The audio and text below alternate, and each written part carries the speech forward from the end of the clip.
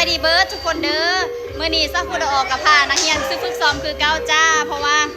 มือวันที่1 กันยาเป็นมือไข้สุกเฮียนมาทางโรงเรียนของเฮาแม่นมีงานเนาะมีงานเปิดไข้สุกเฮียนใหม่แล้วก็ท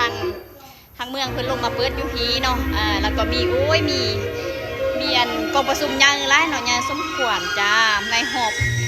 อบอันสุกเฮียนนี้เนาะเป็น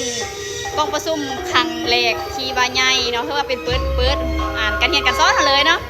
แล้วก็เฮาก็จะมี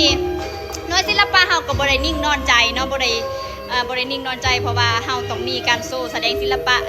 วรรณคดีของเฮาเนาะทางตอนนี้ก็ฝึกซ้อมท้าเนาะยังมีน้องหน่อยหลายๆคนยังบ่ทันมาเถื่อเฮากับผู้มาก่อนก็ซ้อมท้าจังซี่หั่นนะ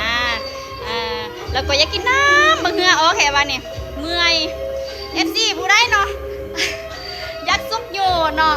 น้ำมังพร้าวบ่กระทิงแดงสปอนเซอร์ก็ซุกอยู่ใดเด้อนี่มาหิปากกะไลคนนี่เกียมมาแล้วน้องหน่อยของเฮาจ้าไปเดี๋ยวนี้ก็ไปเริ่มซ้อมกันเลยจ้าเดี๋ยวความคืบหน้าสิเป็นจังได้กะสิอัปเดตให้เบิ่งเด้อ